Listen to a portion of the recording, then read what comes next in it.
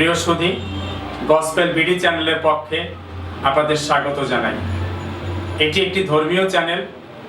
এই চ্যানেলের মাধ্যমে আমরা চেষ্টা করেছি খ্রিস্টের বাণী এবং সঙ্গীত আপনাদের হৃদয়ে পৌঁছে দেওয়ার জন্য।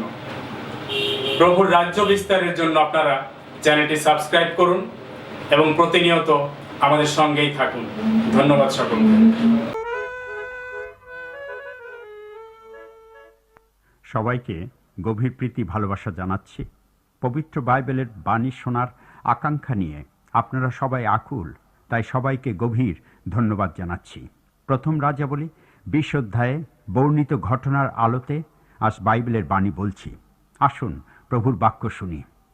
সিরিয়ার রাজা বিন হদদ 1,27,000 সৈনিক নিয়ে ইসরায়েল রাজ আহাবের বিরুদ্ধে যুদ্ধ করতে এলেন। প্রথম রাজাবলী 20 অধ্যায় 27 পদে আছে, এই বিশাল সিরীয় বাহিনীর সামনে ইসরায়েল রাজা আহাবের বাহিনী ছোট্ট ছাগপালের মতো মনে হচ্ছিল।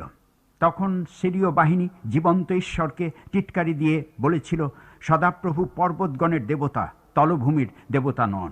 কিন্তু পবিত্র বাইবেল কি বলে? ঈশ্বর তিনি প্রমাণ করে দিলেন তিনি শুধু পর্বতগণের ঈশ্বর নন, তিনি উপত্যকারও ঈশ্বর। তাই তো সাধু দাউদ বলেছেন, যদি স্বর্গে গিয়ে উঠি সেখানে তুমি, যদি অরুণের পক্ষ অবলম্বন করি, যদি সমুদ্রের পরপারে বাস করি, সেখানেও তোমার হস্ত আমাকে চালাইবে, তোমার দক্ষিণ হস্ত আমাকে ধরিবে। গীতসংহিতা 139 গীত 8 ও 9 পদে লেখা আছে, ঈশ্বর তিনি হিব্রু জাতির সপক্ষে যুদ্ধ করলেন এবং একদিনে 1,00,000 পদাতিক সৈন্য পতিত হলো। এরপরে অবশিষ্ট 27,000 সৈনিকও নিহত হলো। প্রিয় সুধী, আজ বাংলার মণ্ডলীতে পবিত্র বাইবেলে ঈশ্বরের পরাক্রমের মহাবিজয়ের কাহিনী কাল্পনিক গল্প কথায় পরিণত হয়েছে। অনেকের ধারণা সদাপ্রভু তিনি পর্বতের ঈশ্বর, তিনি অনেক উঁচুতে থাকেন। আমাদের নিত্যদিনের অভিজ্ঞতার তলভূমিতে ঈশ্বরকে আমরা সাক্ষাৎ পাই না। আমাদের বিশ্বাসে আজ দারুণ ফাটল ধরেছে। প্রশ্ন করছি, ঈশ্বর কি আমাদের দুঃখ বেদনা সমস্যা সংকটে আমাদের সমবেথী নন? তিনি কি আমাদের প্রত্যেককে ব্যক্তিগত আপন করে সবাইকে তিনি কি জানেন না? একদা গির্জার বেদির সামনে একটি প্রার্থনার অনুরোধ রাখার জন্য প্রার্থনার বাস্ক নাম দিয়ে একটি বাস্ক রেখেছিলাম। একদিন সেই প্রার্থনার বাস্কে একটি কাগজ পেলাম। সেখানে লেখা আছে, সত্যি ঈশ্বর কি সব কিছু করতে পারেন? আমি জানি আমার প্রচার বাণী যারা শুনছেন তাদের মাঝে এমন মানুষ থাকা অসম্ভব নয় যারা আজ ভাবছেন, ঈশ্বর কি সত্যি আমাকে ভালোবাসেন? যদি ভালোই বাসেন, তবে প্রতিটি পদেই এমন নদী স্রোতের মতো সমস্যা, বিপদ, দুঃখ, দৈন্য ভিড় করে কেন? কেন এত প্রার্থনা করেও ঈশ্বরের প্রত্যক্ষ উপস্থিতির সান্নিধ্য আমি পাই না? প্রিয় সুধী, পবিত্র বাইবেল কি বলে? 2 বংশাবলী 16 অধ্যায় 9 পদে, কেননা সদাপ্রভুর প্রতি যাহাদের অন্তঃকরণ একাগ্র, তাহাদের পক্ষে আপনাকে বলবান দেখাবার জন্য তাহার চক্ষু পৃথিবীর সর্বত্র পরিভ্রমণ করে। সিরীয় বাহিনী ভুল করে বলেছিল তাহাদের ঈশ্বর তলভূমির ঈশ্বর নহেন, পর্বতগণের ঈশ্বর। আজ আমি পবিত্র বাইবেলের বাক্যে প্রমাণ দিতে চাই, ঈশ্বর তিনি শুধু পর্বতগণের ঈশ্বর নন, তিনি তলভূমির ঈশ্বরও। আসুন মন প্রাণ খুলে আমরা দেখি ঈশ্বর কেমন করে আমাদের জীবনের 3টি তলভূমিতে আমাদের সঙ্গে দেখা দেন। প্রথমত আসুন গীতসংহিতা 84 গীত 6 পদ পড়ি। তাহারা ক্রন্দনের তলভূমি দিয়া গমন করিয়া তাহা উৎসে পরিণত করে। আজও শুনেছি যিশুর জন্মভূমিতে নাকি এই তলভূমি, এই উপত্যকা রয়েছে। নাম তার ওয়াদি বেকা। এই বেকা তলভূমিকে কেন ক্রন্দনের তলভূমি বলা হয়েছে তা আমি বলতে পারছি না। তবে এই কথা বলতে পারি, যদি ধন্যবাদের তলভূমিতে ঈশ্বরের দেখা যদি কাউকে পেতে হয়, তবে ক্রন্দনের তলভূমি তাকে পার হতেই হবে। জন বুনিয়ান 12 বছর আটক ছিলেন বেডফোর্ডের জেলে। দোষ তার, সেদিনের চার্চের তথাকথিত উপাসনা পদ্ধতি তিনি মানতেন না। এই বেডফোর্ডের জেলকে তিনি বলতেন সিংহের গুহা। এখানে বসেই তিনি লেখেন যাত্রিকের গতি। সেই বইয়ে তিনি নিরাশার তলভূমির কথা বলেছেন, যেখানে পাপের অসতর্কতার জন্য পথিক ডুবে যাচ্ছিল। হতভাগ্য যাত্রী যখন রক্ষার জন্য কেঁদে উঠেছে, তখনই উপকারক খ্রিস্টান এসেছেন রক্ষার জন্য। আজ আমি একটি চ্যালেঞ্জ রাখতে চাই। আপনি কি জীবনের ব্যথা বেদনা, অভাব অনটন, চিন্তা ভাবনা, পাপ অসুচিতার জন্য ক্রন্দনের তলভূমি পার হয়েছেন? ইয়োব পুস্তকে লেখা আছে, ইয়োব তিনি চিৎকার করে বলেছিলেন, আমার ক্রন্দন যে বিশ্রাম স্থান না পায়। ইয়োব 16 অধ্যায় 18 পদ। দাউদ বলেছিলেন গীত সংহিতা 102 গীত 1 পদে, আমার আর্তনাদ তোমার কাছে উপস্থিত হোক। পবিত্র বাইবেলে ইব্রিয় পদে আছে, প্রভু যীশু নিজে আর্তনাদ অশ্রুপাত সহকারে প্রার্থনা করেছেন। আমি আজ একটি কথা বলতে চাই, বাংলার খ্রিস্টীয় মণ্ডলীতে আর্তনাদ এবং রোদনের প্রার্থনার দরকার। আজ মধ্যরাত্রের প্রার্থনার ঘণ্টার ধ্বনি মণ্ডলীতে মণ্ডলীতে বেজে উঠুক। বাংলার মণ্ডলীতে যদি নবজাগরণের চিহ্ন দেখতে হয়, যদি পবিত্র আত্মার বিপুল পরাক্রমের শুভযাত্রা শুরু করতে হয়, তাহলে রোদন আর্তনাদের প্রার্থনায় সঁপে দিতে হবে। মা প্রার্থনা করবেন সন্তানের জন্য, সন্তান মায়ের জন্য, স্ত্রী স্বামীর জন্য, স্বামী স্ত্রীর জন্য, পিতা পুত্রের জন্য, পুত্র পিতার জন্য, ভাই বোনের জন্য, পালক মণ্ডলীর জন্য, মণ্ডলী পালকের জন্য আকুল প্রার্থনার প্রয়োজন। এমনি আকুল হৃদয়ের রোদন আর আর্তনাদের প্রার্থনার অভিযান শুরু না হলে আত্মিক পুনর্জাগরণ বাংলার মণ্ডলীতে আসবে না। তাহলে নোটিশ ছাড়াই প্রার্থনা সভা জমজমাট হতো, বিতর্ক বক্তৃতা আলোচনা ছাড়াই আদর্শবান খ্রিস্টান তৈরি হতো। সত্য সততা সাধনায় প্রতিটি খ্রিস্টানের গৃহ হতো প্রচারের দপ্তরখানা। প্রিয় সুধী, আজ দরকার উপস্থিত প্রত্যেক খ্রিস্টানের জীবনে ক্রন্দনের তলভূমি। আমাদের ঈশ্বর তিনি পর্বতগণের ঈশ্বর নহেন, তিনি তলভূমিরও ঈশ্বর। দ্বিতীয় বংশাবলী 20 অধ্যায় 26 পদে বরাখা ধন্যবাদের তলভূমির কথা আছে। কেন ধন্যবাদের তলভূমির কথা এখানে লেখা আছে? জিহোশাপট রাজার বিরুদ্ধে জোয়াব, অম্মন, মায়োনীয় রাজার সম্মিলিত 3 বাহিনী যুদ্ধ করতে এলো। জিহোশাপট রাজা নিরুপায় হয়ে সমস্ত রাজ্যব্যাপী উপবাস ঘোষণা দিলেন। এক বিরাট প্রার্থনাবিহীন উপবাস প্রার্থনার ডাক দিলেন। সমস্ত রাজ্যের মানুষ, রাজা প্রজা, স্ত্রী পুরুষ, বালক বালিকা সবাই কাতরে ঈশ্বরের কাছে প্রার্থনা উৎসর্গ করলেন। সদাপ্রভু ঈশ্বর সেই আর্তনাদ শুনলেন, বললেন, এ যুদ্ধ তোমাদের নয়, এ যুদ্ধ আমার। জিহুদারাজ জিহোশাপটের একটি যুদ্ধাস্ত্র ব্যবহার করতে হলো না। ঈশ্বর তার নিজের প্রেরিত বাহিনী দিয়ে 3 রাজার সম্মিলিত বাহিনীকে পরাভূত করলেন। ঈশ্বরের এই মহা আশীর্বাদের কথা স্মরণ করে সমস্ত জনতা বরাখা বা ধন্যবাদের তলভূমিতে একত্র হলেন। নেবল বিনা তুরি বাজিয়ে আনন্দ গান সহ ঈশ্বরের ধন্যবাদ দিলেন।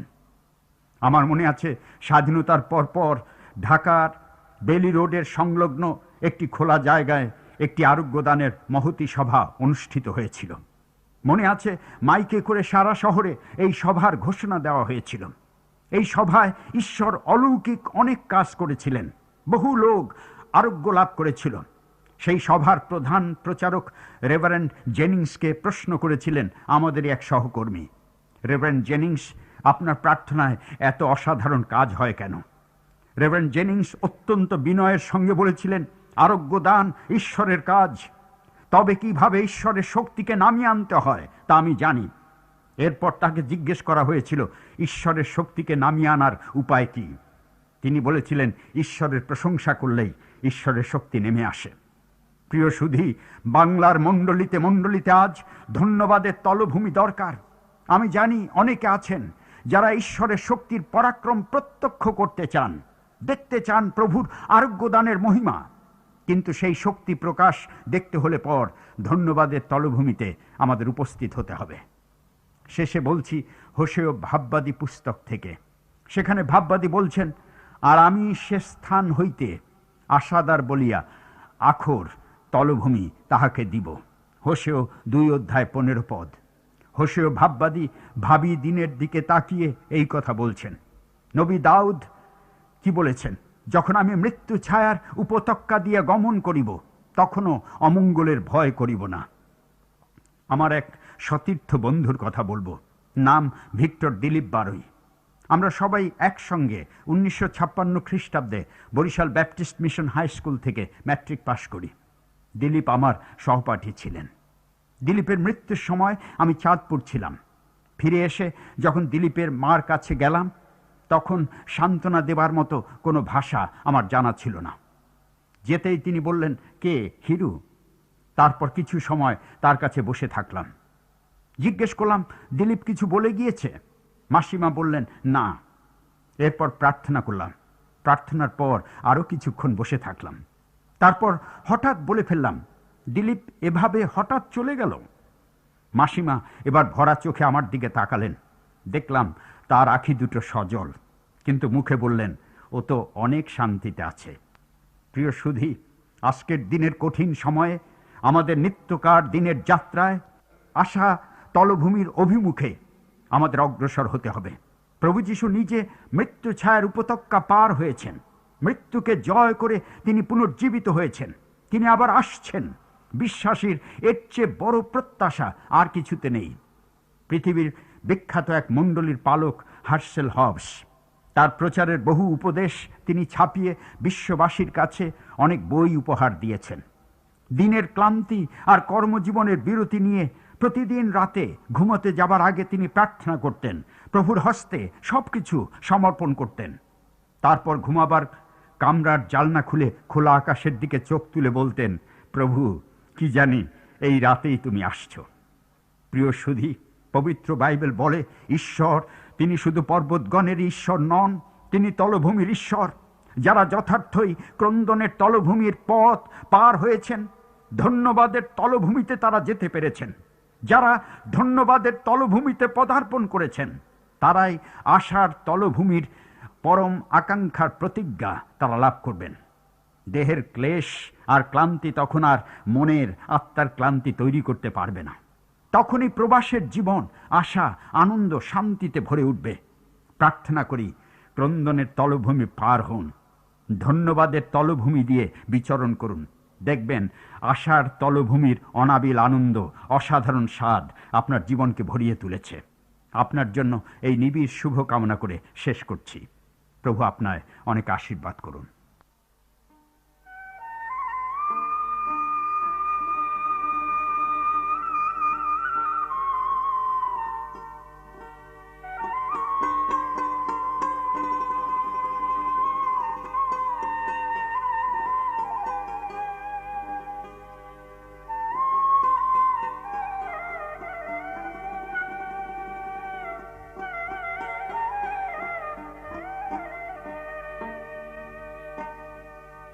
যখন আমি দুঃখ ব্যথায় কাঁদি হতাশ মনে,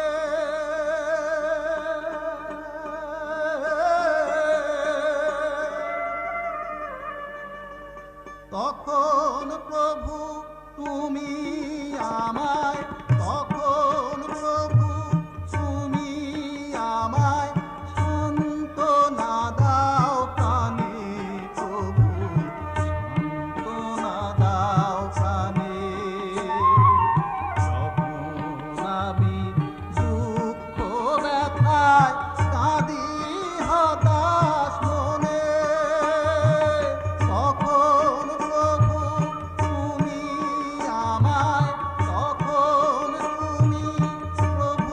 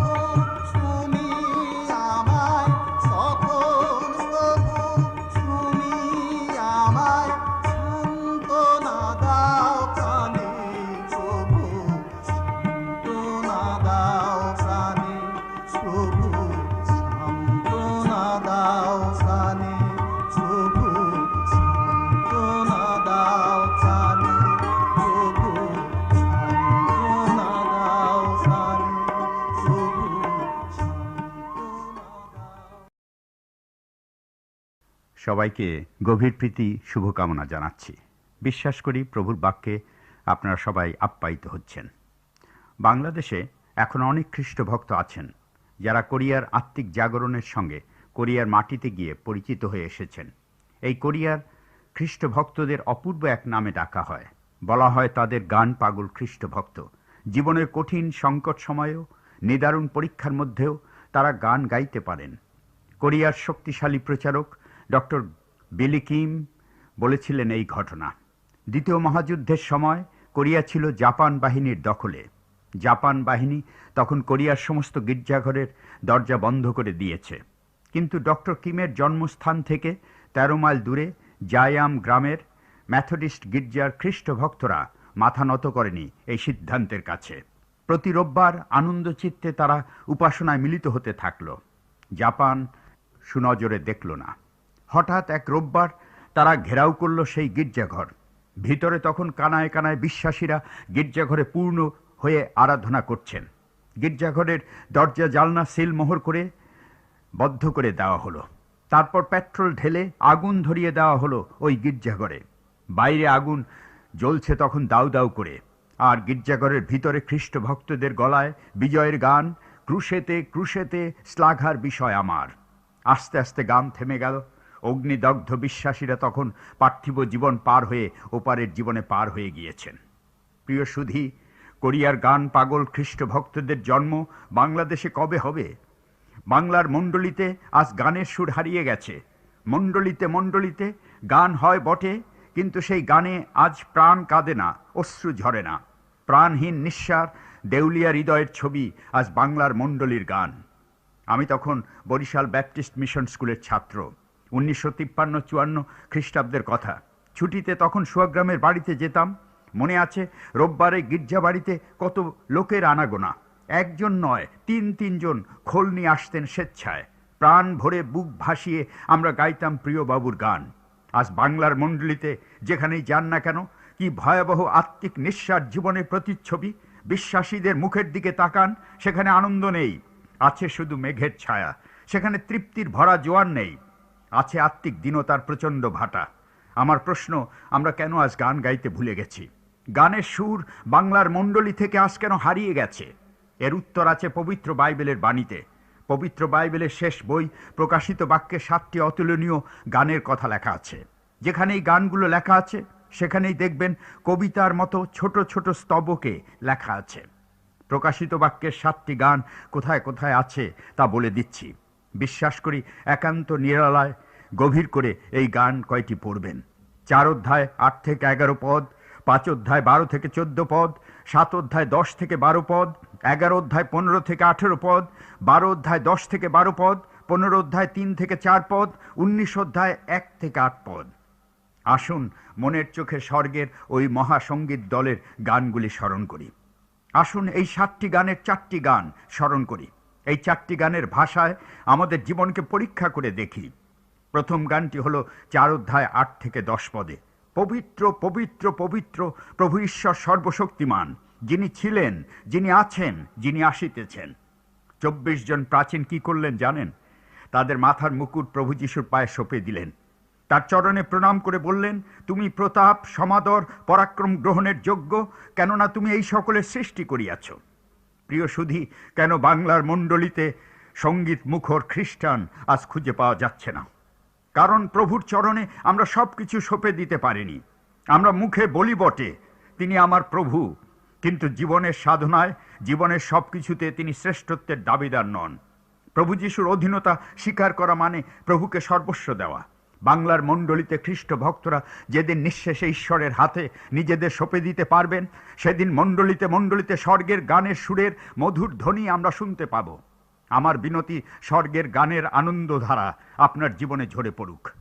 দ্বিতীয় গান প্রকাশিত বাক্য 5 অধ্যায় 12 পদে, হত মেষশাবকের উদ্দেশ্যে ধন্যবাদের গান। 24 জন প্রাচীন এবারও প্রণিপাত করে গান গাইছেন। মেষশাবক যিনি হত হইয়াছিলেন, তিনি পরাক্রম, ধন, জ্ঞান, শক্তি, সমাদর, গৌরব, ধন্যবাদ এই সকল গ্রহণ করিবার যোগ্য। প্রভু যিশু যখন এই জগতে ছিলেন তখন দূর থেকে যিশুকে আসতে দেখে যোহন বাপ্তাইজক বলেছিলেন, ওই দেখো ঈশ্বরের মেষশাবক, যিনি জগতের পাপ ভার নিয়ে যান। খ্রিস্ট ভক্তদের জীবনে স্বর্গীয় গানের সুর আজ কেন নেই জানেন? কারণ হত মেষশাবকের জন্য আমরা ধন্যবাদ দেই না। অসবেরি সেমিনারি হচ্ছে আমেরিকার একটি নামকরা কলেজ। সেই কলেজের অধ্যাপক ডক্টর রবার্ট কোলম্যান একটি বই লিখেছেন, নাম স্বর্গের গানগুলি। সেই বইয়ের তিনি একটি ঘটনার কথা লিখেছেন। ইউরোপের একটি প্রাচীন শহর, সেই প্রাচীন শহরে দর্শকরা গেলে তাদের সব কিছু ঘুরিয়ে দেখানো হয়। তারপর তাদের নিয়ে যাওয়া হয় একটি উঁচু দালানের কাছে। সেই দালানের চূড়ায় পাথরের ভেড়া বসানো আছে। বলা হয়, যিনি এই শহরের স্থপতি, তিনি এই চূড়ায় একটি বাজনাওয়ালা ঘণ্টা বসাচ্ছিলেন। হঠাৎ তিনি উঁচু চূড়া থেকে পড়ে যান। সবাই ভেবেছিলেন তার সারা দেহ দুমড়ে মুচড়ে এক ভয়াবহ মাংসপিণ্ডে পরিণত হয়েছে। কিন্তু নিচে নেমে এসে তারা দেখলেন তিনি আহত। তার শরীর ছিলে গেছে বটে, কিন্তু তিনি জীবিত। কিন্তু তার পাশে পড়ে আছে একটা মৃত ভেড়া। যখন তিনি উপর থেকে পড়ে যান, ঠিক তখনই নিচ দিয়ে ভেড়ার পাল নিয়ে একজন কসাই যাচ্ছিল, আর সেই স্থপতি ভেড়ার নরম দেহের উপর এসে পড়েন। আহত হলেও তিনি ভেড়ার জন্য জীবিত থাকলেন। তাই ওই ঘণ্টাটি না ঝুলিয়ে তিনি ভেড়ার মূর্তি বসালেন। স্বর্গে 24 জন প্রাচীন হত মেষশাবকের জন্য ধন্যবাদ দিচ্ছেন। আমি সরলভাবে জিজ্ঞেস করতে চাই, আপনি কি মেষশাবকের রক্তে ধৌত পরিষ্কৃত? জিজ্ঞেস করতে চাই, আপনি কি হত মেষশাবকের জন্য প্রভু সদাপ্রভুর ধন্যবাদ দেন? তৃতীয় গান প্রকাশিত বাক্য 11 অধ্যায় 16 থেকে 18 পদে আছে। এই গানের নাম ঈশ্বরের রাজ্যের গান। পবিত্র বাইবেল কি বলে? সপ্তম তুরি বেজে উঠেছে, স্বর্গে এক মহা উচ্চরব হলো, আর ঘোষণা হলো, জগতের রাজ্য আমাদের প্রভুর ও খ্রিস্টের হইল, যিনি যুগ পর্যায়ে যুগে যুগে রাজত্ব করিবেন।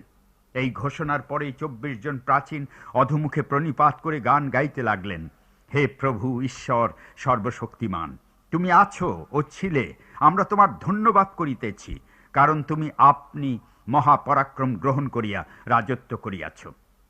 আজ বিশ্বাসীর জীবনে গানের সুর কেন বাজে না? কেন বিশ্বাসীর অন্তরে স্বর্গের গান থেমে আছে? কারণ প্রভুর কাছে আমরা প্রণিপাত করতে পারি না। কয়েক বছর আগে প্রার্থনার সংগ্রামী মানুষ, আন্তর্জাতিক খ্যাতিমান ডিক ইস্টম্যান বাংলাদেশে এসেছিলেন। তিনি তখন বলেছিলেন, যখন খ্রিস্ট সঙ্গীতের এই গানটি গাইবেন, দাও মুকুট, দাও মুকুট, দাও মুকুট শিরে তার, তখন চোখ বন্ধ করে মনে করুন আপনি যেন দুহাতে একটা মুকুট তুলে নিয়ে যিশুর মাথায় পরিয়ে দিচ্ছেন।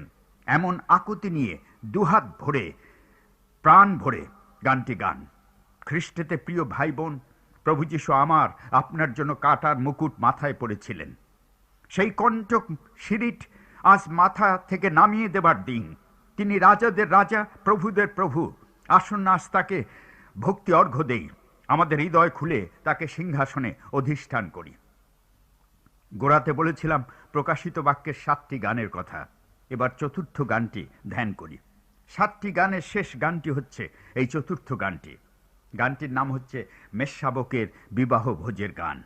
এই গান হচ্ছে বিশ্বাসীদের স্বর্গে মেষশাবকের মহামিলনের সঙ্গীত ধ্বনির গান। প্রকাশিত বাক্য 19 অধ্যায় 2 থেকে 8 পদে। হাল্লেলুইয়া! কেননা আমাদের ঈশ্বর প্রভু, যিনি সর্বশক্তিমান, তিনি রাজত্ব গ্রহণ করিলেন। রাজাধিরাজ যিশুর বিজয় যাত্রার শুভ লগ্নে সেদিন স্বর্গ থেকে এই বাণী হবে, হে ঈশ্বরের দাসগণ, তোমরা যাহারা তাহাকে ভয় করো, ক্ষুদ্র কি মহান, সকলে আমাদের ঈশ্বরের স্তব গান করো। আমি যখন মেষশাবকের বিবাহ ভোজের সঙ্গীতের কথা ভাবি, তখন আমার মনে হয় যে স্বর্গস্থিত বিশ্বাসীদের মহা লোকারণ্যে বিশ্বাসী ভক্তরা শুধু মহা রবেই হাল্লেলুইয়া ধ্বনি করেননি, কিন্তু সবার দৃষ্টি ছিল স্বর্গের মধ্যমণি মেষশাবকের উপর। মনে পড়ছে তরুণ বেহালাবাদক স্ট্র্যাবেডিয়াসের কথা, যিনি তার জীবনে পৃথিবী খ্যাত বেহালাবাদক হয়েছিলেন। তার জীবনের প্রথম কনসার্টের কথা বলছি। অপূর্ব সুন্দর মোহনীয় সুরে তিনি তার সঙ্গীত অনুষ্ঠান করলেন।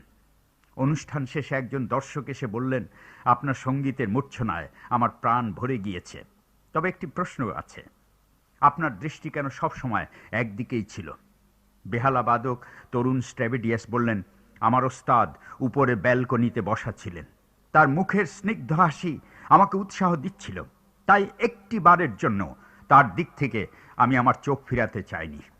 আজ আমার আপনার জীবনে স্বর্গের গান কেন শোনা যায় না? কেন গানের সুর আজ বাংলার মণ্ডলী থেকে হারিয়ে যাচ্ছে? কারণ আমাদের দৃষ্টি আজ ত্রাণকর্তা প্রভুর দিকে নেই। তার দিক থেকে আমরা জগতের দিকে চোখ ফিরিয়ে নিয়েছি। আজ প্রভু যিশুর দিকে তাকাবার পালা। জগৎ থেকে চোখ ফিরিয়ে আজ যিশুর দিকে তাকান। শেষে একটি সত্য ঘটনা বলছি। ঘটনাটি ল্যারি কলিন্সের লেখা মধ্যরাতের ঘোষিত স্বাধীনতা বই থেকে নেওয়া। 1947 খ্রিস্টাব্দ ভারত স্বাধীন হল। স্বাধীনতার পরপরই দেশ বদলের পালা। ভারত থেকে 5 লক্ষ মুসলিম আসবে পাকিস্তানে, আর পাকিস্তান থেকে 7,50,000 হিন্দু যাবে ভারতে। দেশ বদলের পালায় দাঙ্গা হাঙ্গামা শুরু হলো। দেশ বিভাগের পরবর্তী এই হত্যাযজ্ঞে মহাত্মা গান্ধী দারুণভাবে ব্যথিত হলেন। তিনি শেষবারের মতো অনশন ব্রত নিলেন। দাঙ্গা হাঙ্গামা না থামা পর্যন্ত আমৃত্যু অনশন। সেই দুঃখের দিনে তিনি তার নিত্য সঙ্গী মেয়ের তুল্য ডক্টর নায়ারকে প্রতি সন্ধ্যায় গান গাইতে বলতেন, ক্রুশের গান। ঘটনাটি দেখি তখন, যখন অতুলনীয় ক্রুশ আমার হৃদয়ে ভাসে। দুঃখের দিনে ওই ক্রুশের তলায় তিনি অসীম শান্তি খুঁজে পেতেন। প্রিয় সুধী, স্বর্গের গানের সুর বাংলার মণ্ডলীতে আবার ধ্বনিত প্রতিধ্বনিত হোক। আসুন মেষশাবকের দিকে তাকাই, তার পাতিত রক্তধারায় ধৌত হই, তারই ক্রুশের তলায় সমাগত হই। আমেন।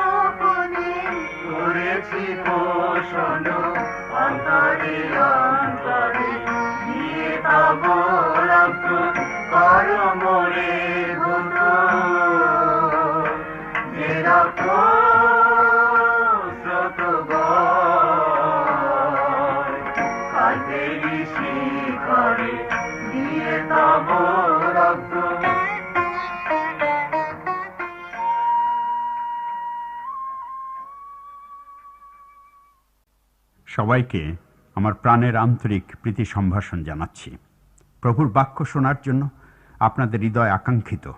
সাধু দাউদ বলেছিলেন, হরিণী যেমন জলস্রোতের আকাঙ্ক্ষা করে, তেমনি হে ঈশ্বর, আমার প্রাণ তোমার আকাঙ্ক্ষা করিতেছে। আমার বিশ্বাস, ঈশ্বরের বাক্য শোনার জন্য যাদের প্রাণ আকাঙ্ক্ষিত, প্রভু তাদের আশীর্বাদ করবেনই। মনে পড়ছে রোমের সম্রাট ডায়োক্লেশিয়ান খ্রিস্ট ধর্ম উচ্ছেদ করবার অভিযান শুরু করলেন। সারা রোম সাম্রাজ্যে ঘোষণা দিলেন, প্রজাদের মধ্যে যার কাছে পবিত্র বাইবেল পাওয়া যাবে তার প্রাণদণ্ড হবে। পরিবারের লোকজনও যদি এই বেআইনি কাজের সংবাদ দিতে ভুল করে তবে তাদেরও প্রাণদণ্ড হবে। 2 বছর অতীত হলে সম্রাট ডায়োক্লেশিয়ান গর্ব করে বললেন, আমি রোম সাম্রাজ্য থেকে খ্রিস্টানদের ধর্মপুস্তক নিঃশেষে বিনষ্ট করেছি। এরপর সম্রাট হলেন কনস্ট্যান্টাইন।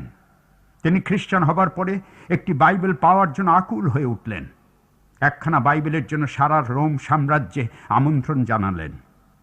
24 ঘন্টার মধ্যে 50খানা বাইবেল তার হাতে পৌঁছে দেওয়া হলো। প্রিয় সুধী, বাংলার মণ্ডলীতে আজ বাইবেলের মানুষ দরকার, যারা বাইবেলের কথা শুনবেন, বাইবেলের বিধান সব কিছুতে মেনে নেবেন। মনে পড়ে 1904 খ্রিস্টাব্দ ইংল্যান্ডের সারা ওয়েলস প্রদেশে আগুন জ্বলে উঠল। সে আগুন মাঠঘাট পুড়িয়ে দিল না বটে, কিন্তু মানুষের অন্তরে আগুন জ্বালালে পবিত্র আত্মার আগুন। সারা ওয়েলস প্রদেশের এখানে সেখানে প্রার্থনায় রত অসংখ্য মানুষ। সকাল 10টা থেকে রাত 12টা পর্যন্ত চলছে প্রার্থনার অভিযান। কোনো বিজ্ঞাপন নেই, কোনো গানের দল নেই, কোনো আর্থিক সাহায্য তোলা নেই, কিন্তু তবুও দলে দলে লোক 3 বেলা আসতে থাকলেন। 5 সপ্তাহে 5000 লোক মণ্ডলীর সঙ্গে যুক্ত হলো। সারা ইংল্যান্ডে শুরু হলো বৈপ্লবিক আত্মিক জাগরণ। ইংল্যান্ডের আত্মিক জাগরণের পুরোধা ইভান রবার্টস তখন তার পোড়া বাইবেল নিয়ে ঘূর্ণিঝড়ের মতো ছুটে চললেন সারা ওয়েলস প্রদেশে। পবিত্র আত্মা অলৌকিকভাবে ইংল্যান্ডের মাটিতে কাজ করে চললেন। পবিত্র বাইবেলে নহিমীয় 8 অধ্যায় 1 থেকে 12 পদ পড়ুন। পবিত্র বাইবেলের বাক্য থেকে এক আত্মিক জাগরণের পুনর্জাগরণের কাহিনী আমরা পড়তে পারব। নহিমীয় পুস্তকের 2টি ভাগ আছে। প্রথম 6 অধ্যায়ে আমরা জেরুসালেমের ভাঙা প্রাচীর গাঁথতে দেখি। পরবর্তী 7 অধ্যায়ে জাতির ভাঙা জীবন গাঁথার কাজ দেখতে পাচ্ছি। আজ এখানে একটি কথা বলতে চাই, ভাঙা প্রাচীর গাঁথা হলেই ভাঙা জীবনের কাজ শুরু হয়। মণ্ডলীর আত্মিক বৃদ্ধির ইতিহাস যারা জানেন তারা নিশ্চয়ই জানেন যে প্রেরিতিক মণ্ডলী প্রথম থেকে আজ পর্যন্ত যে কোনো আত্মিক জাগরণের ভিত্তি হচ্ছে এই পবিত্র বাইবেল। এই পবিত্র বাইবেল থেকে উৎসারিত শক্তি মণ্ডলীতে আত্মিক জাগরণ নামিয়ে এনেছে। আসুন নহিমীয় 8 অধ্যায় 1 থেকে 12 পদের এই মহান বাইবেল পাঠের ঘটনা আমরা ধ্যান করি। প্রথম পদে কি লেখা আছে? আর সমস্ত লোক এক মানুষের ন্যায় জলদ্বারের নিকটে চকে একত্র হইল। লক্ষ লক্ষ জনতা এক মানুষের মতো সমবেত হওয়া কোনো সাধারণ বিষয় নয়, কোনো রাজনৈতিক প্রয়োজনে নয়, কোনো সামাজিক বিপ্লবের জন্য নয়, কিন্তু এক বিরাট আত্মিক স্বর্গীয় আন্দোলনের জন্য তারা এক মানুষের মতো একাত্ম হয়েছেন। এক মানুষের মতো এই জনতা, তারা ছিলেন আত্মায় আকাঙ্ক্ষী এক বৃহৎ জনতা, ঈশ্বরের বাক্যে মনোযোগী এক মহান ঐক্যবদ্ধ মানব দল। লক্ষ্য করলে দেখবেন তারা জলদ্বারের কাছে একত্র হয়েছেন। জেরুসালেম নগরীর 8টি দরজার মধ্যে এই জলদ্বার নিস্তার পর্বের সময় সবচেয়ে বেশি ব্যবহৃত হতো। পাপ মোচনের প্রতীক হিসাবে, সুচিতার চিহ্ন হিসাবে নিস্তার পর্বের ভোজে অংশগ্রহণকারীরা এখানেই জল ঢালতেন। আজ সেই জলদ্বারের কাছে চকে সমবেত হয়ে জীবনের বাক্য শ্রবণে তারা সূচি হতে চলেছেন। দ্বিতীয় পদে কি লেখা আছে? জনতা ঈশ্বরের যাজক এজরাকে অনুরোধ করে বললেন ব্যবস্থা পুস্তক আনতে। কি আশ্চর্য ঈশ্বরের কাজ! কোথায় যাজক ব্যবস্থা পুস্তক আনার জন্য অনুরোধ করবেন তা নয়, জনতা যাজককে ব্যবস্থা পুস্তক আনতে অনুরোধ করেছেন। প্রিয় সুধী, ইংল্যান্ডের রাজা 6 এডওয়ার্ড 1537 খ্রিস্টাব্দে যখন সিংহাসনে অভিষিক্ত হন, তখন ইংল্যান্ডের সাম্রাজ্যের প্রতীক, কর্তৃত্ব ক্ষমতার প্রতীক 3টি তরবারি তার হাতে তুলে দেওয়া হলো। তখন তিনি বললেন, আমাকে আরেকটি তরবারি দিন, আত্মার খড়গ। এই আত্মার খড়গ হচ্ছে ঈশ্বরের বাক্য। আজ বাংলার মণ্ডলীর ভক্তগণকে ঈশ্বরের বাক্যে মগ্ন হতে হবে। 3 পদে লেখা আছে তারা সকাল থেকে মধ্যাহ্ন পর্যন্ত ঈশ্বরের বাক্য পাঠ করতে থাকলেন। আমার বিশ্বাস ক্রমাগত 6 ঘন্টা তারা ঈশ্বরের বাক্য ধ্যান করেছেন। আজ এখানে একটি সত্যি কথা বলতে চাই, যারা গভীরভাবে ঈশ্বরের বাক্য ধ্যান করেন তারা সময়ের দিকে খেয়াল রাখতে পারেন না। তখন কোথা দিয়ে কেমন করে সময় পার হয়ে যায় তা কল্পনা করা কঠিন হয়। ঈশ্বরের বাক্যের গভীরতায় নেমে এলে ঘড়ির কাঁটা তখন থেমে যায়। অসওয়াল্ড জে স্মিথ বাংলাতে বেশ কয়েকটি বই অনুবাদ হয়েছে। তার একটির মধ্যে তিনি তার জীবনের অনেক কথা লিখেছেন। সেখানে তিনি তার ডায়েরিতে লিখেছেন 1917 খ্রিস্টাব্দের 2রা জুন লিখেছেন, শনিবার ছিল আমাদের উপবাস প্রার্থনার দ্বিতীয় দিন। আমরা 8 ঘন্টা ধরে ঈশ্বরের কাছে বিনতি করতে থাকলাম। এক অপূর্ব আশীর্বাদ লাভের অভিজ্ঞতা হলো। প্রিয় সুধী, কি অসাধারণ শ্রদ্ধা তাদের ঈশ্বরের বাক্যের প্রতি। আজ বাংলার মণ্ডলীতে আত্মিক পুনর্জাগরণের এত অভাব কেন? কারণ আমাদের জীবনে পবিত্র বাইবেলকে আমরা ঠিক জায়গাতে রাখিনি। প্রার্থনা ধ্যানে মগ্ন হওয়ার অভিজ্ঞতা আমাদের নেই। পাশপথ দেখুন, এজরা যাজক যখন ঈশ্বরের বাক্য খুললেন, তখন পুস্তক খোলা মাত্র লক্ষ জনতা তাদের পায়ের উপর উঠে দাঁড়ালো, মহান ঈশ্বরের ধন্যবাদ করতে থাকলো। পঠিত বাক্য শ্রবণ করতে করতে দুহাত তুলে আমেন আমেন রবে ঈশ্বরের ধন্যবাদ করলো। তারপর মাথা নিচু করে ভূমিতে নতমস্তক হওনপূর্বক সদাপ্রভুর কাছে প্রণিপাত করলো। বাংলার মণ্ডলীর দিকে তাকান, অনেক খ্রিস্টানদের ঘরে বাইবেলের উপর ধুলো পড়ে আছে। বাইবেলকে অনেকে শ্রদ্ধার স্থানে রাখতে ভুলে গেছেন। অনেকের কাছে বাইবেল কোনো গুরুত্বের ব্যাপার নয়। অন্য 5-10টা বইয়ের মতো বাইবেলকে তারা মনে করেন। প্রিয় সুধী, আজ এই সংকট সময় বাইবেল কিন্তু দারুণ শক্তির উৎস। শয়তান প্রথমে যে জিনিসটি হরণ করতে চায় তা হলো আপনার অন্তর থেকে ঈশ্বরের বাক্য তুলে নিতে চায়। তাই অনুরোধ করছি, বাইবেলের পাতায় আবার ফিরে যান, ঈশ্বরের বাক্যকে বুকে করে ধারণ করুন। মনে পড়ছে 1816 খ্রিস্টাব্দ, সেই বছরেই আমেরিকায় বাইবেল সোসাইটি স্থাপিত হয়। 1963 খ্রিস্টাব্দ পর্যন্ত 100 বছরের মধ্যে 50 কোটি বাইবেল সারা বিশ্বে বিতরণ হয়। আজ থেকে বহু বছর আগে ভলটেয়ার বাইবেলকে তুচ্ছ করে বলেছিলেন এক ভবিষ্যৎবাণী। বলেছিলেন, আগামী 100 বছরের মধ্যে খ্রিস্ট ধর্মের উচ্ছেদ হবে এই পৃথিবীর বুক থেকে। শুনলে বিস্মিত হতে হয়। যে ঘরে বসে ভলটেয়ার এই দম্ভের উক্তি করেছিলেন, সেই ঘরই ইউরোপের ভূখণ্ডে বাইবেল বিতরণের প্রধান দপ্তর হয়েছিল একদা। 9 পদ দেখি ঈশ্বরের বাক্যের শক্তি যে কত, তার প্রমাণ আমরা এখানে পাব। পবিত্র বাইবেল কি বলে?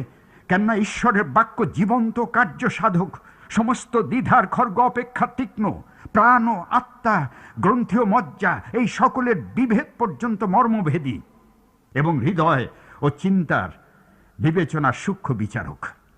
আজ পবিত্র বাইবেলের উপর বাংলার মণ্ডলীর দৃঢ় নঙ্গর করার সময় এসেছে। পবিত্র বাক্যের উপর নিঃসন্দেহে দৃঢ় বিশ্বাসের দরকার আজকে, কারণ ঈশ্বরের বাক্য অপরিবর্তনীয়, অভ্রান্ত, চিরসত্য। যুগশ্রেষ্ঠা মার্টিন লুথারের কথা বলবো। 1521 খ্রিস্টাব্দের 8ই এপ্রিল মার্টিন লুথার মহাসভার সামনে ওয়ার্মসে এসে দাঁড়ালেন। সভায় সম্রাট পঞ্চম চার্লস, রাজন্যবর্গ, পোপের প্রতিনিধি, ভূস্বামীগণ উপস্থিত ছিলেন। সেই বিচার সভায় উপস্থিত হবার আগে এই অকুত ভয় দুর্দম সন্ন্যাসী সমগ্র রাত ধরে ঈশ্বরের সান্নিধ্যে প্রার্থনায় কাটিয়েছেন। সেই হৃদয় আকুল করা প্রার্থনার তুলনা ছিল না। সেই বিচার সভার সামনে মার্টিন লুথারকে 2টো প্রশ্ন জিজ্ঞেস করা হয়েছিল। মার্টিন লুথার প্রশ্নের প্রত্যুত্তরে বলেছিলেন, ধর্ম নেতারা ভ্রান্ত হয়েছেন, পাপ ক্ষমা লাভের জন্য ভ্রান্ত শিক্ষা তারা দিয়েছেন। বাইবেলের বাক্যে প্রমাণ করুন আমি ভুল বলেছি, অন্যায় কিছু করেছি। আমার বিবেক ঈশ্বরের বাক্যের কাছে বন্দী। বাইবেলের বাক্যের উপর আমি দাঁড়িয়ে আছি। এর চেয়ে বেশি কিছু আমি করতে পারি না। ঈশ্বর আমাকে সাহায্য করুন। 9 পদে কি লেখা আছে? ঈশ্বরের বাক্য শুনে সমস্ত লোক রোদন করতে থাকলো। তারা রোদন করতে করতে পাপ স্বীকার করতে থাকলো, অনুতাপ করতে থাকলো, অশ্রু জলে ঈশ্বরের চরণ তারা ধুইয়ে দিতে থাকলো। প্রিয় সুধী, ঈশ্বরের বাক্য ভোজন করুন। যারা ঈশ্বরের বাক্য ভোজনে নিয়োজিত তারা শক্তিমান। তাদের জীবনের সর্বক্ষেত্রেই তারা সবল, সক্ষম, দুর্বার, শক্তিমান হন। আজ বাংলার মণ্ডলীতে এমনি পবিত্র বাইবেলের বাক্য শ্রবণে সঞ্জীবিত খ্রিস্টানের দরকার রয়েছে। শেষে কি বলা হয়েছে? অদ্যকার দিন ঈশ্বরের উদ্দেশ্যে পবিত্র। তোমরা শোক করিও না, রোদন করিও না, কেননা সদাপ্রভুতে যে আনন্দ, তাহাই তোমাদের শক্তি। বাংলার মণ্ডলীতে অনেকে আছেন যারা মনে করেন তাদের শক্তি অর্থ, পদ, প্রতিভা, সম্পদের উপর নির্ভরশীল। কিন্তু এই সব পার্থিব শক্তির উৎস সহজেই ফুরিয়ে যায়, তাড়াতাড়ি অপচয় হয়।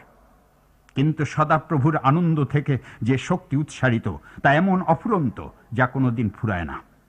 প্রিয় সুধী, আজ একটি কথা বলে শেষ করছি। ঈশ্বর চান যেন আপনি প্রভুতে আনন্দ করেন। ঈশ্বর তার চারিপাশে সুখী আনন্দিত মানুষ দেখতে চান। আমাদের আনন্দের উৎস একমাত্র ঈশ্বর। তিনি আমাদের ক্ষমা করেছেন, অনুগ্রহ করেছেন, আশীর্বাদও করছেন। আসুন ঈশ্বরের বাক্যে আমাদের জীবন গাঁথি, তারই বাক্য থেকে শক্তি, বল, সবলতা সংগ্রহ করি। প্রভু আমাদের প্রত্যেককে আশীর্বাদ দান করুন। আমেন।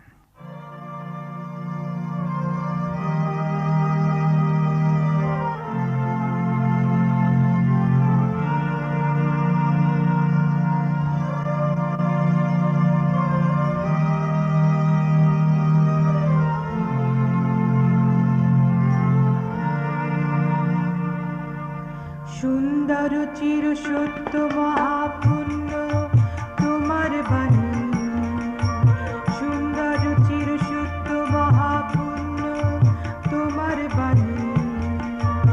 অমৃত এ যে মানবের তরে মুক্তি দেয় যে আনি, অমৃত এ যে মানবের তরে মুক্তি দেয় যে আনি। সুন্দর চির সত্য মহাপুণ্য তোমার বাণী, সুন্দর চির সত্য মহাপুণ্য তোমার বাণী।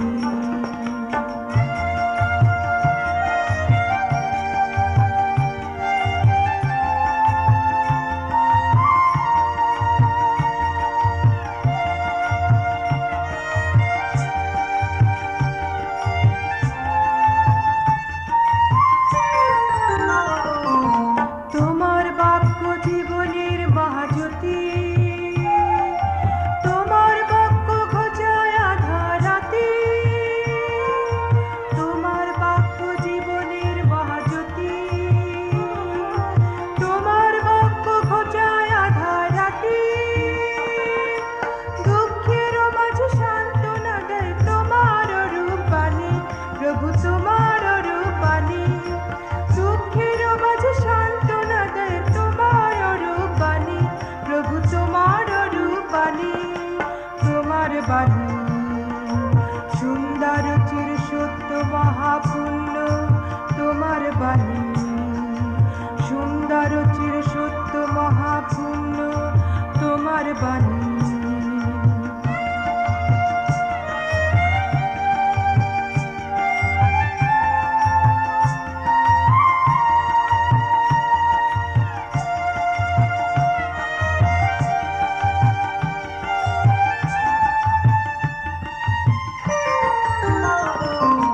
তোমার বাক্য আমলে নখায়, বিশ্বাসীলে নাহি রয় কোনো ভয়। তোমার বাক্য আমলে নখায়, বিশ্বাসীলে নাহি রয় কোনো ভয়। হৃদয় নভিলে অপার শান্তি দেয় যে তোমার বাণী, প্রভু দেয় যে তোমার বাণী। হৃদয় নভিলে অপার শান্তি দেয় যে তোমার বাণী, প্রভু দেয় যে তোমার বাণী। তোমার বাণী সুন্দর চির সত্য মহাপুণ্য তোমার বাণী, সুন্দর চির সত্য মহাপুণ্য তোমার বাণী। অমৃত এ যে মানবের তরে মুক্তি দেয় যে আনি, অমৃত এ যে মানবের তরে মুক্তি দেয় যে আনি। সুন্দর চির সত্য মহাপুণ্য তোমার বাণী, সুন্দর চির সত্য মহাপুণ্য তোমার বাণী। সবাইকে গভীর প্রীতি শুভকামনা জানাচ্ছি। বিশ্বাস করি প্রভুর বাক্যে আপনারা সবাই আপ্যায়িত হচ্ছেন। একটি ঘটনা বলে আজ প্রভুর বাণী শুরু করছি। 500 বছর আগে চিত্রকর দা ভিঞ্চি আঁকছেন বিশ্বখ্যাত ছবি যিশুর শেষ ভোজের ছবি। ছবিতে দা ভিঞ্চি চাইলেন জিহুদার মনের প্রতিচ্ছবিকে মুখের ভাবে ফুটাতে। শিল্পী হার মানলেন, পারলেন না সেই অন্তর্দ্বন্দ্বে ক্ষতবিক্ষত মুখটি আঁকতে। শেষে ছবিটি অসমাপ্ত রেখেই বেরিয়ে পড়লেন জিহুদার মুখের প্রতিকৃতি খুঁজতে। মিলান শহরের কারাকক্ষের প্রতিটি কয়েদির মুখে ফেললেন টর্চের আলো। হঠাৎ বিস্ময়ে সাফল্যে চিৎকার করে উঠলেন দা ভিঞ্চি, হ্যাঁ, এবার পেয়েছি সেই মুখ। দেখলেন এক কয়েদির মুখে ফুটে উঠেছে বিদ্বেষ আর চরম অসৎ অপকর্মের নিশ্চিত প্রমাণ। কারাধ্যক্ষকে বলে কয়েদি ভিটোরিওকে নিয়ে শিল্পী এলেন তার শিল্পশালায়। সেখানে পৌঁছেই ভিটোরিও বলে উঠল, আশ্চর্য, এ জায়গা তো আমার চেনা চেনা লাগছে। ভিটোরিও তখন কি যেন খুঁজে বেড়াচ্ছে কক্ষের চারিদিকে। হঠাৎ সে বলে উঠল, আপনার বাতিটা আনুন তো, আমি যিশুর মুখ দেখতে চাই। যখন শিল্পী দা ভিঞ্চি বাতি নিয়ে এলেন, ভিটোরিও যিশুর মুখখানি দেখতে দেখতে উত্তেজনায় ভেঙে পড়ল। চিৎকার করে বলল, যিশুর মুখের দিকে তাকান, আর একবার আমার মুখের দিকে তাকান। দা ভিঞ্চি এবার অভিভূত, বললেন, না না, এ হতেই পারে না। 10 বছর আগে যিশুর মুখ আঁকবার জন্য গির্জার গায়ক দল থেকে তোমার মুখই আমি বেছে নিয়েছিলাম। কোথায় তোমার মুখের সেই পবিত্রতা? কোথায় পবিত্র আলোর ছটা? ব্রুনো ভিটোরিও তখন স্তব্ধ, নীরব, চোখে তার অনুতাপের অশ্রুজল। প্রিয় সুধী, পবিত্র বাইবেল থেকে আজ একটি মুখ দেখব। মুখখানি পবিত্র শিখায় দেদীপ্যমান। পড়ুন যাত্রা পুস্তক 34 অধ্যায় 29 থেকে 35 পদ। প্রভুর দাস মসি সিনয় পর্বতে গিয়েছেন সদাপ্রভুর সঙ্গে প্রত্যক্ষভাবে কথোপকথন করতে। 28 পদে লেখা আছে, 40 দিবারাত্র সেখানে সদাপ্রভুর সঙ্গে অবস্থিতি করলেন, অন্ন ভোজন বা জলপান করলেন না। এই 40টি দিন মসি ছিলেন ঈশ্বরের অনুগ্রহে পরিপূর্ণ। ঈশ্বরের আবেশে তিনি ছিলেন অভিভূত এবং মগ্ন। কিন্তু ঈশ্বরের সঙ্গে আবাসের সময় ফুরিয়ে গেল। 40 দিন পরে খোদিত প্রস্তর ফলকে 10 আজ্ঞা নিয়ে তিনি পাহাড় থেকে নেমে আসলেন। পবিত্র বাইবেল কি বলে? তিনি যখন লোকারণ্যে নেমে এলেন, তখন দেখা গেল সমস্ত মুখের অবয়বে ঈশ্বরের পবিত্র প্রভার প্রতিবিম্ব। লেখা আছে, সদাপ্রভুর সহিত আলাপে তাহার মুখের চর্ম উজ্জ্বল হইয়াছিল। ঈশ্বরের সান্নিধ্য, ঈশ্বরের অনুগ্রহ এবং দয়ায় সবকিছু রূপান্তরিত হয়েছিল। প্রিয় সুধী, মসির রূপান্তরিত মুখশ্রী আমাদের খ্রিস্টীয় জীবনের জন্য একটি বিশেষ চ্যালেঞ্জ। যদি আপনি ঈশ্বরের সান্নিধ্যে থাকেন, যদি সদাপ্রভুর সঙ্গে আপনার রীতিমতো দেখা হয়, যদি প্রভুর আবেশে আপনার জীবন পরিচালিত হয়, তবে তার প্রতিফলন আপনার জীবনে থাকবেই। মসি যে ঈশ্বরের সঙ্গে ছিলেন, ঈশ্বরের সঙ্গে যে তিনি কথা বলেছেন, তার প্রমাণই ছিল তার প্রদীপ্ত মুখমণ্ডল, জ্যোতিষ্মান বহ্নিমান মুখশ্রী। পবিত্র বাইবেলে 2 করিন্থীয় 3 অধ্যায় 6 পদে কি বলে? যিশু খ্রিস্টের মুখমণ্ডলে ঈশ্বরের গৌরবের জ্ঞান দীপ্তি প্রকাশ পাইতেছে। যেমন করে প্রভু যিশুর মুখমণ্ডলে ছিল ঈশ্বরের গৌরবের জ্ঞান দীপ্তি, তেমনি খ্রিস্টের বিশ্বাসীর মুখ হচ্ছে খ্রিস্টের গৌরবের সুসমাচারের দীপ্তি। এক খ্যাতনামা শিল্পী একটি ছবি এঁকেছিলেন। যিশুই ছিলেন সেই ছবির মূল বিষয়। শিল্পী তার কয়েকজন বন্ধুকে আমন্ত্রণ জানালেন সেই ছবিটি দেখার জন্য। তারা ছবিটির চারপাশ ঘিরে সুতোর সূক্ষ্ম কারুকার্য দেখে প্রশংসায় পঞ্চমুখ হয়ে উঠলেন। তারা শুধু সেই কথাই বলতে থাকলেন। শিল্পী তখন তাদের অবস্থা বুঝে সুতোর কারুকার্যের উপর একটা মোটা দাগ তিনি টেলে দিলেন। তারপর বললেন, যিশুর মুখের দিকে তাকাও। শিল্পীর বন্ধুরা ছবিটির মহিমা উপলব্ধি করতে পারছিলেন না। যিশুর দিকে না তাকিয়ে তাদের দৃষ্টি নিবদ্ধ ছিল অন্যদিকে। খ্রিস্টেতে প্রিয় ভাই বোন, আমাদের খ্রিস্টীয় জীবন তাই হওয়া দরকার।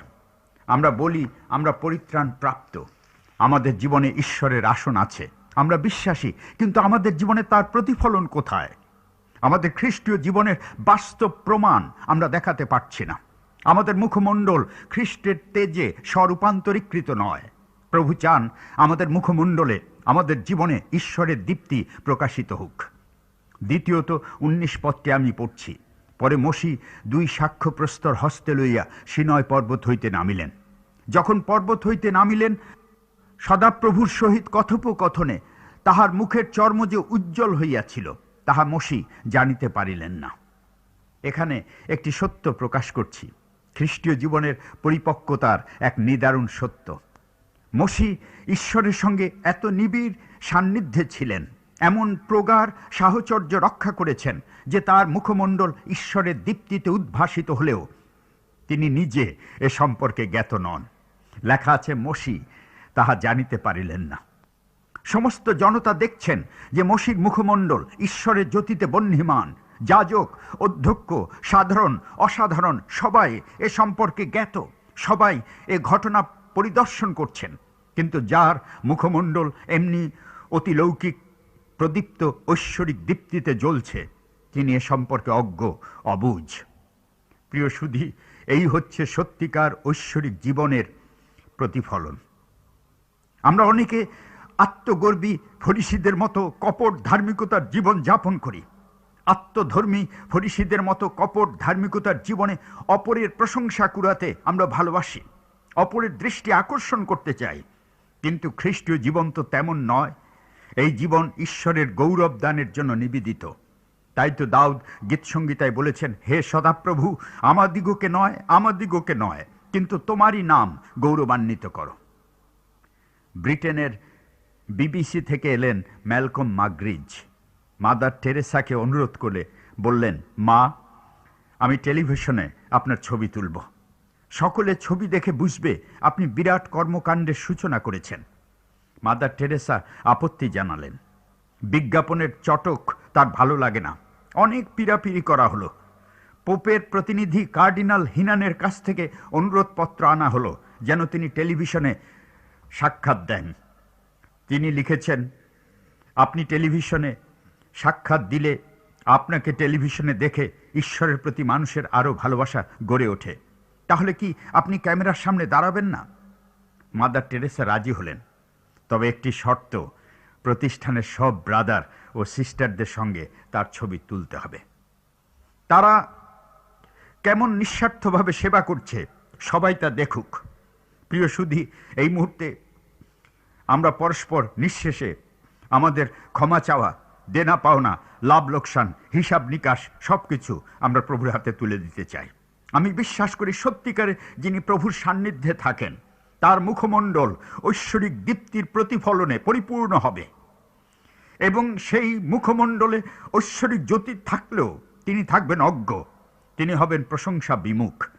এই তো নম্রতার জীবন, আত্মত্যাগের জীবন, খ্রিস্টে ক্রমশ রূপান্তরীকৃত জীবন। আমি প্রার্থনা করছি প্রভু আমাদের সকল বিশ্বাসীকে এমনি দীপ্তিময়, প্রদীপ্ত, বহ্নিমান জীবন দিন, যে জীবনের সৌন্দর্য অপরের চোখে ধরা পড়লেও সেই জীবন কখনো নিজের কাছে প্রশংসা, সম্মান, সুবিধার কারণ হবে না। তৃতীয়ত 30 পদ পড়ছি। পরে যখন হারন ও সমস্ত ইসরায়েল সন্তান মসিকে দেখিতে পাইল, তখন দেখো তাহার মুখের চর্ম উজ্জ্বল, আর তাহার নিকটে আসিতে ভীত হইল। ঠিক এমনি ধরনের পদ পায় 2 করিন্থীয় 7 অধ্যায় 3 পদে। ইসরায়েল সন্তানগণ মসির মুখের দিকে এক দৃষ্টে চাহিতে পারিল না। প্রশ্ন উঠতে পারে, কেন ইসরায়েল সন্তানগণ মসির মুখের দিকে এক দৃষ্টে তাকিয়ে থাকতে পারল না? তাদের ভয় পাবার এমন কি কারণ ছিল? কারণ হচ্ছে ইসরায়েল সন্তানদের জীবনে ছিল পাপ। তারা তাদের পাপ, মন্দতা, অসুচিতা নিয়ে মসির সামনে দাঁড়াতে পারে না। মসির মুখমণ্ডলে এক অসাধারণ স্বর্গীয় প্রতাপ, সেই প্রতাপের সামনে পাপ, মন্দতা, অসুচিতা নিয়ে দাঁড়ানো যায় না।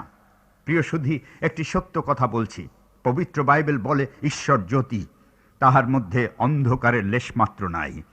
তাই ঈশ্বরের দীপ্তির সামনে কোনো গুপ্ত পাপ, লুক্কায়িত গোপন মন্দতা নিয়ে ঈশ্বরের জ্যোতির সামনে আসা যায় না। কারণ ঈশ্বর নিজেই 2 বংশাবলী 16 অধ্যায় 9 পদে বলেছেন, কেননা সদাপ্রভুর প্রতি যাহাদের অন্তঃকরণ একাগ্র, তাহাদের পক্ষে আপনাকে বলবান দেখাবার জন্য তাহার চক্ষু পৃথিবীর সর্বত্র পরিভ্রমণ করে। আমার মনে পড়ছে আমার বাবার বলা একটি গল্প। একটি ছোট্ট ছেলে মাঠে ঘাটে বেরিয়ে বেড়ায়, কোনো দুঃখ কষ্ট বেদনা তার নেই, মা বাবার আতুর যত্নে প্রতিপালিত ছোট্ট বালক হঠাৎ একদিন মাকে বলে বসলে, মা, আমার সঙ্গে কি যেন একটা কালো জিনিস বেড়ায়। আমি হাঁটলে ওটা হাঁটে, আমি দৌড়ালে ওটা দৌড়ায়, আমি দাঁড়ালে ওটা দাঁড়ায়। মা বললেন, বোকা ছেলে, ওটা তোমার ছায়া। ছেলে বলল, ছায়াটা যে কখনো ছোট হয় আবার কখনো যে বড় হয়। মা বললেন, তুমি যখন সূর্য থেকে দূরে চলে যাও তখন ছায়া বড় হয়, আর যখন সূর্যের কাছে আসো তখন ছায়া ছোট হয়। ছেলে বলল, মা, আমি ছায়া চাই না। মা বললেন, সূর্য যদি তোমার মাথার উপরে থাকে তবে ছায়া পায়ের নিচে আসবে। পবিত্র বাইবেল কি বলে? আমাদের প্রত্যেকের ছায়ারূপ পাপ আছে, কিন্তু ঈশ্বর তিনি জ্যোতি। জ্যোতিরূপ ঈশ্বর থেকে আমরা যতই দূরে চলে যাই আমাদের ছায়া বড় হয়, যতই কাছে আসি ছায়া ছোট হয়। এবং জ্যোতিরূপ ঈশ্বর যদি আমাদের মাথার উপরে থাকেন তবে পাপরূপ ছায়া আমাদের পায়ের নিচে আসে। প্রিয় সুধী, ঈশ্বর পবিত্র, তিনি চান আমরাও যেন পবিত্র হই। আজ সেই পবিত্র ঈশ্বরই ডাক দিয়ে বলছেন যেন আমরা অনুতাপ করি, পাপ স্বীকার করি, পাপ পরিত্যাগ করি এবং পবিত্রতার জীবন পথে অগ্রসর হই। যিশুর রক্তে ধৌত হয়ে ধার্মিকতার শ্বেত বস্ত্র পরিধান করে আসুন ঈশ্বরের প্রশংসা করি, নূতন করে আমাদের জীবনকে আরম্ভ করি, প্রভুর হাতে আমাদের জীবন, মন, প্রাণ সমর্পণ করি এবং প্রভু তিনি আমাদের সবাইকে আশীর্বাদ করবার জন্য দুহাত বাড়িয়ে আছেন। আসুন তার ডাকে সাড়া দেই। আমেন।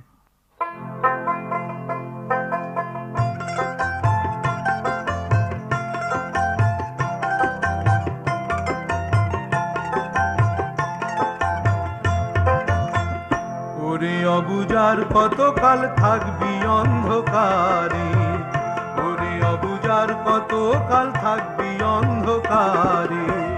মুক্তিদাতা যিশু মসিহ, মুক্তিদাতা যিশু মসিহ ডাকেন তোরে বারে বারে। ওরে অবুজার কতকাল থাকবি অন্ধকারে, ওরে অবুজার কতকাল থাকবি অন্ধকারে।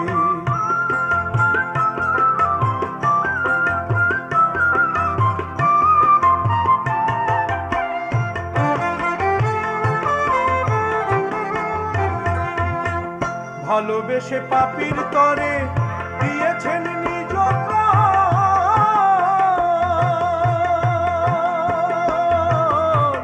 ভালোবেসে পাপীর তরে দিয়েছেন নিজ প্রাণ।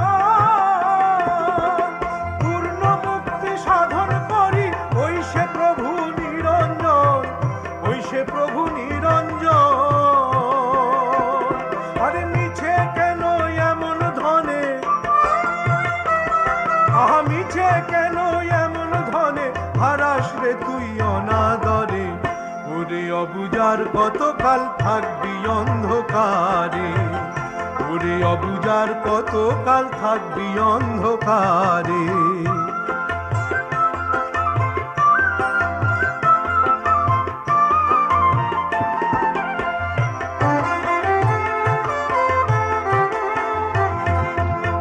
প্রেম ডালি হাতে লয়ে ডাকেন পাপী আয় রে আয়।